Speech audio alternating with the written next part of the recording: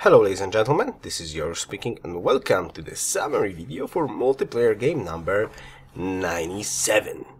So, spoiler alert, if you do not want to know how the game went, stop watching right now and get back in here after you have watched the game.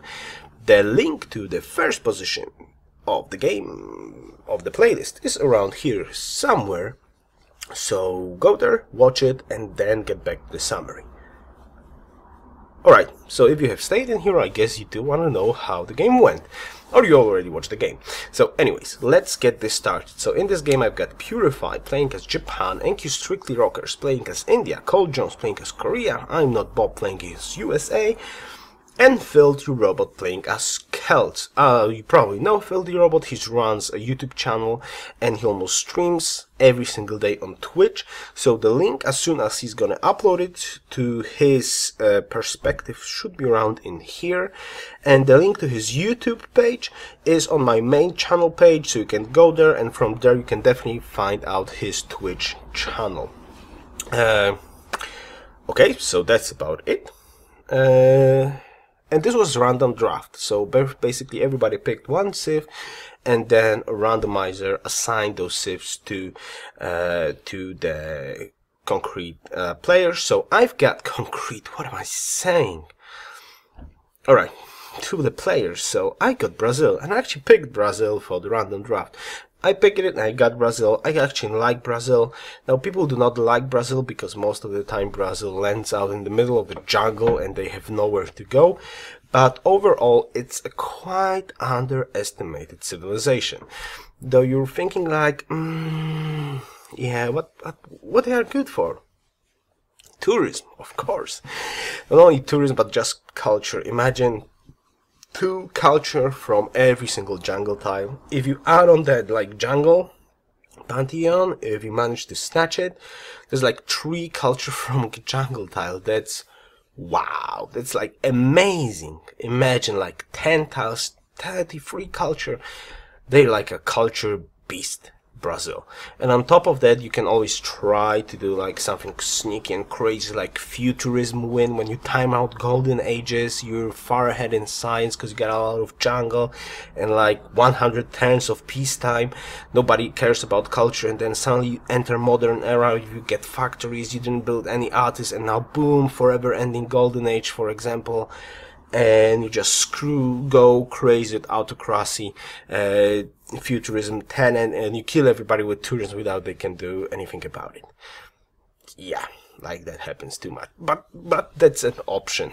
Anyways, it's a very cool and interesting civilization that has those end game advantages. This is a really cool advantage to generating great people, great artists, writers, and musicians. It's quite nice, and I do believe it's quite underestimated. And the bonus to tourism, like a free internet in golden age. So even if you do not have a chance to actually win like with futurism, then later on you have 100% more chances to win by normal tourism, which is absolutely awesome. Absolutely awesome. Okay, but enough about Brazil.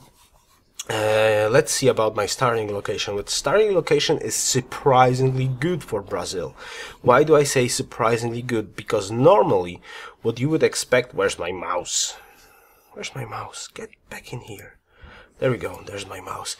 Because normally you would expect like all of those tiles would be like jungle tiles. So yes, it's a poor production start. Why am I saying poor production start? Because it has no grana resources, no stones, no 2 food plus 1 hammer tile that are so good in the early game. You really want to have those games. So I kinda knew I don't have a chance to get any wonders in the early game, but I also was quite happy that I have a lot of jungle in view, but at the same time I'm on the river. I have access to farm hills that could be farmed, all of them, which gives hammers and food, 2 hammers. There's a good tile. 2 luxuries are already in place. Yes, those are not great luxuries, but at least 1 is accessible right away by taking calendar. The second one I would need to chop the jungle for it, but it's still not bad. So I was pleasantly surprised but this by the starting location that I've got.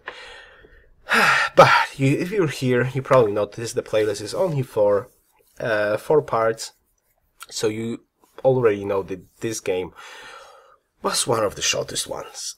And let me show you basically why. Okay, so this is why. This is why. Well, basically, Filthy Robot on his Twitch channel has an emote that you type like exclamation purify and you blame purify, and I didn't know what was that about, but in this game I was, well, it has been explained to me in a very, very hard way. So this is my land. This is my land. This is not that bad of land. There's gold at Sao Paulo. There's dice in here, wine. I believe there's, wait a second, 1, 2, 3, 4 luxuries. Okay, there's 4 luxuries, and there's crabs in here, and there's marble in here. The marble I did not know. Now, I had 2 problems in the early game, and APOC actually said that I should do something different, which I kind of, after the game, agree with that, because I have no chance. You see my minimap, I had absolutely no chance to scout around. So all I saw is like Filthy's capital in here, a very beastly capital in here, and I thought that Filthy is gonna be a much huger problem, which actually were, but it would be a much huger problem for me in the early game than Purify in here. So I had a choice. I went for Liberty Settler, well, Tradition into Liberty Settler. So I had a choice where to go with my first settler, and I had a choice like go in here to try block off Japan, which his capital is much, much further. Well, maybe, yeah, it's further than Filthy's capital basically. So I could go in here, try to block Japan, and I go here and block Filthy. So I choose to block Filthy, which was a huge mistake probably in the early game, because he of course managed to sneak in that settler in here and plant it. I intended to plant a city in here to get the crabs.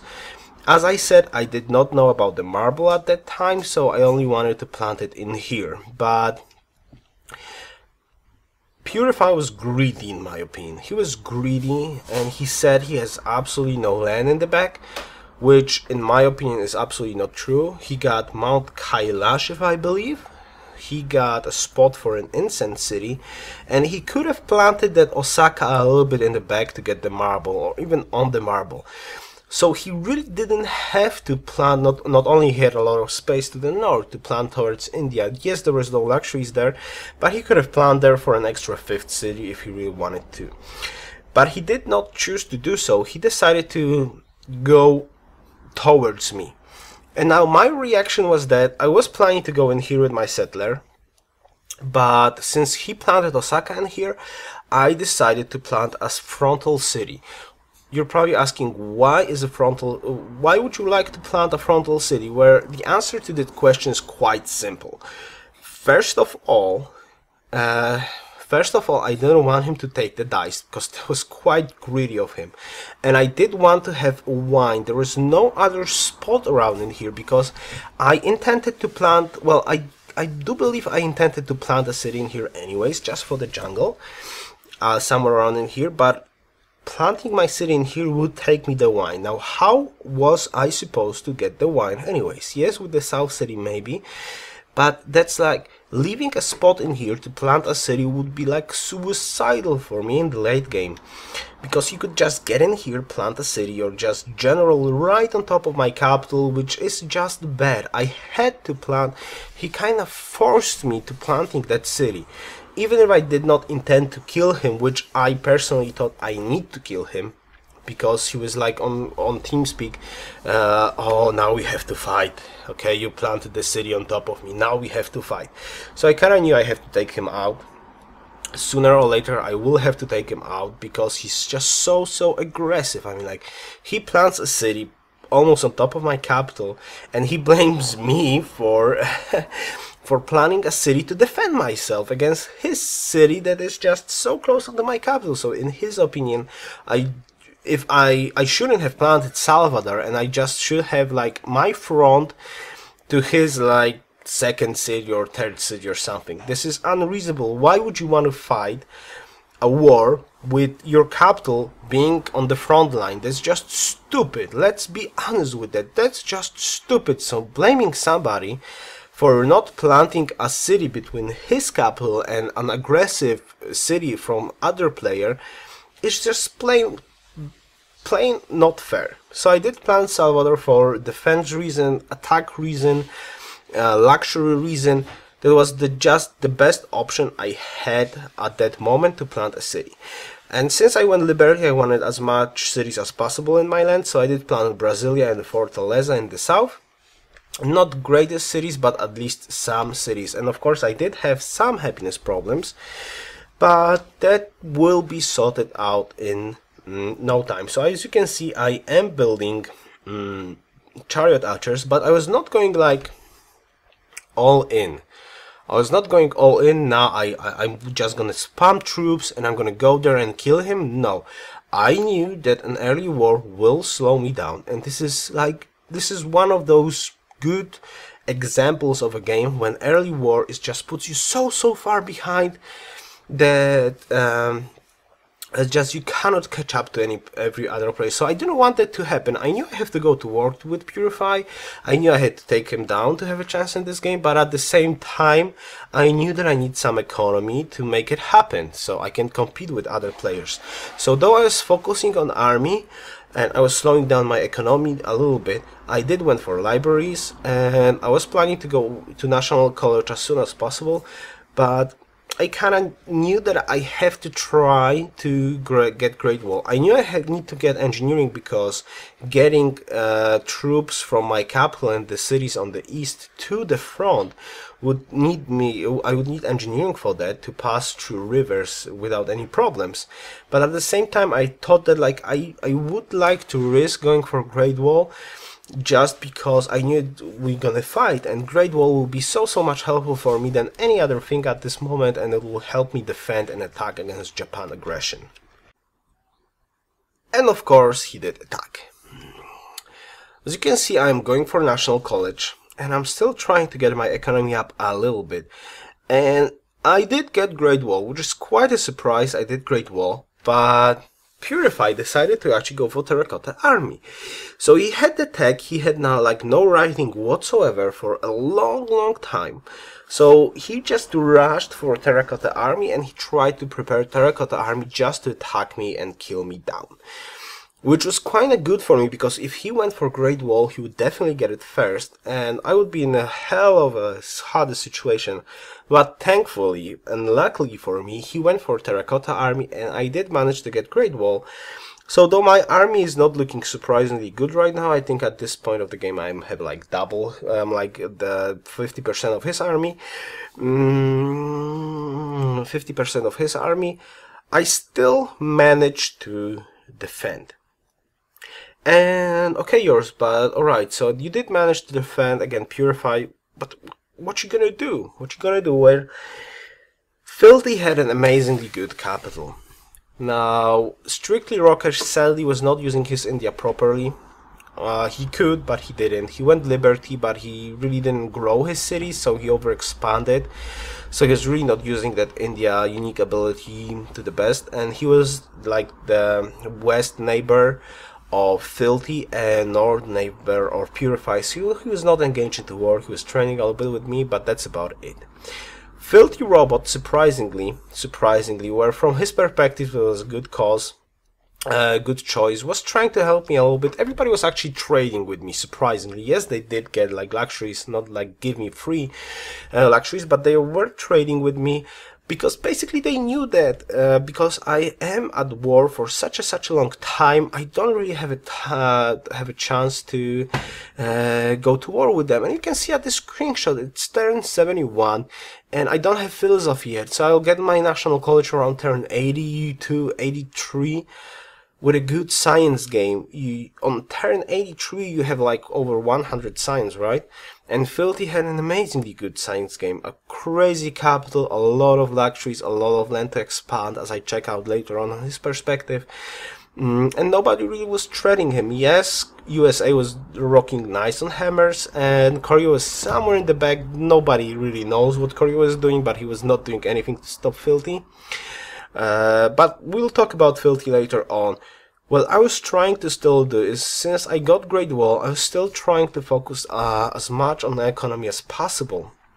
So, yes, I was fighting, I was kind of defending and building just enough units to hold my line, but at the same time get National College, get caravans to my capital, get caravans for gold that I needed. I built a trireme in the meantime to like sneak in a bow to his pillage cargo ship, but I actually managed to do that before he pulled away with his triremes. So I was just fighting and fighting and fighting and fighting, and in the meantime I was trying to sneak in as much economy as possible. And of course with the plan to try to take him down in the end. But still, like, thinking about the late game, that don't try to be slowed down that bad that you can that you have actually a chance for the late game. Let's just continue. So basically here we are. This is the front line. This is like turn 97. I had National College on turn 84. Okay, but I still risked going for universities before I will go crossbows, which as I said, I was still thinking about the late game. I pushed him back to his city, finally, with the help of a couple of pikemen, and actually his bad play was like, he planted a citadel on top of me, which I retook with a general later on, but he was like, when I had the citadel in there, he was like getting a horse into that citadel, pillaged it. I repair it, he gets another horse, I kill it, pillage it, and so on, and so on, and so on. Like, strictly suiciding into me, which is a very, very terrible idea. Why would you want to suicide against somebody? It's just so much unreasonable. But anyway, so I went for universities first. Then went into crossbows with the thought to go like for workshops later on. So I was still thinking about the late game, which was, I don't believe that would be possible. And like Filthy had like amazingly good games, so though he's not first at score right now, and actually I'm not Bob is first at score right now, it was, for me, it was so obvious that Filthy is in such a better shape, than USA, and Filthy is like the guy who needs to be stopped. He was like spamming wonders, this huge capital. He was like wonder after a wonder after a wonder, like every single good wonder he really get, and he had such a good science game. Is just amazing. And the other players was like looking like they don't really even count in this game except for USA, and I knew, for me, from my perspective, to have a chance after this huge war, though even I tried to sneak in economy, for me to have a chance in this game, somebody would need to slow down Filthy. That like we need to engage in a war for like 50 turns or something like that, so no like one-sided war, but he would need to be like slowed down. So I was counting on other players to try to take out Filthy. So me, I kind of knew I'm gonna take Japan sooner or later. I was still trying echoing up, so after universities I was planning to do a crossbow push to finally take him down. But for me to get back into this game, I would need like 100 turns, so somebody would need to they would need to fight with Filthy or somebody on the other side of the planet to actually, for 100 turns, for me to have a chance to get back into this game. But sadly that did not happen. Okay, so here we are, turn 141, GG, good game to Filthy Robot. Now, let me basically say what's going on and the discrepancy between me and Filthy. But let's start off with what happened in here. So as I said, I did take Japan down with crossbows finally, and I had his cities. Not the great cities. I didn't even have the happiness to annex it before I will go ideology.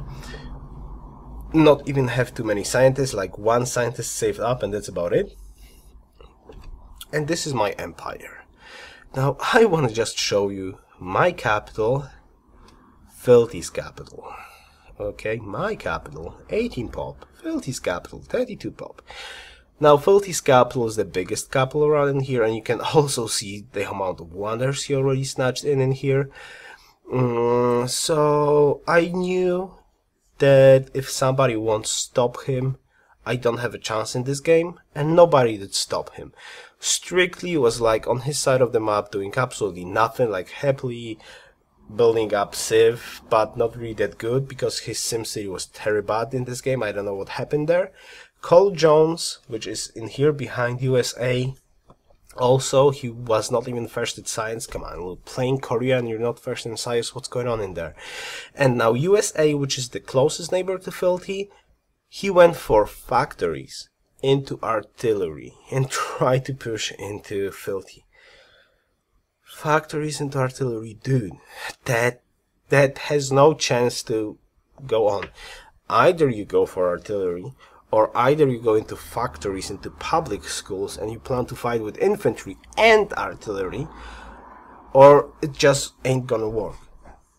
Though Filthy said that he, like, for 2 turns he had a little bit of trouble, and he says that Bob could take one of his cities, but Filthy went for factories, public schools, or even public schools into factories, into modern era, into research labs.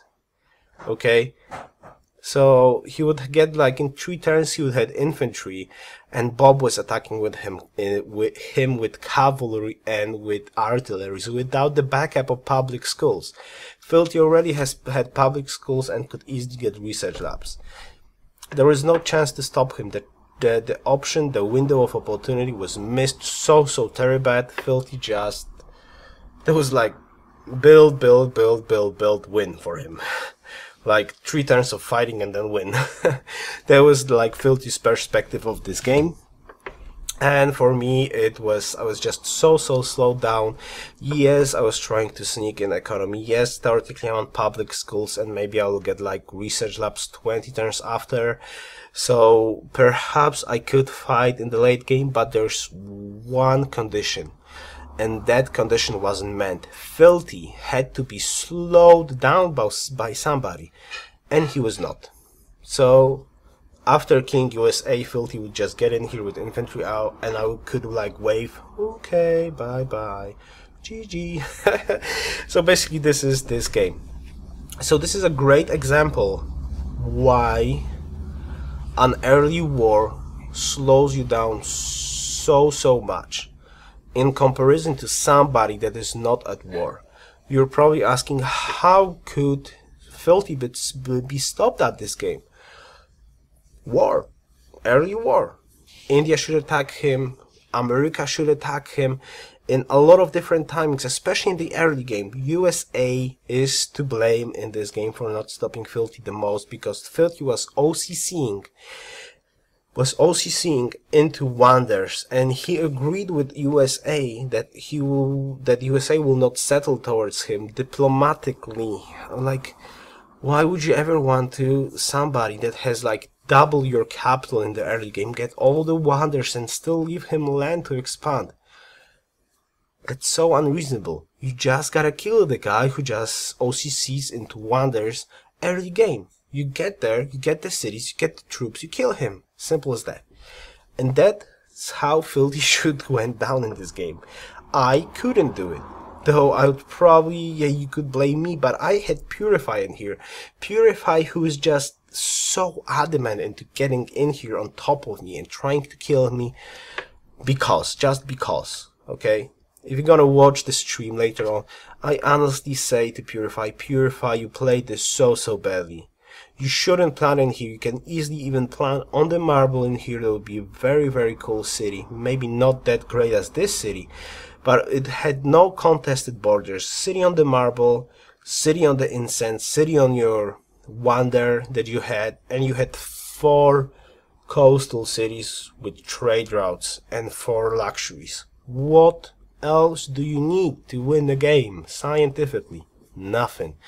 Early war from Purify was the worst mistake of his game, and that cost me the game as well. Though yes, I did defend, but I was not in an option that like I go all in and try to kill him, because he was just building troops, no national college, no nothing, just troops. My response was like, build up defensive army, build up Great Wall, build up national college economy, and tech up and kill him with superior tech. This is my plan. But for me to do it, on the other side of the continent, somebody had the superior tech of infantry when I had superior tech of crossbows.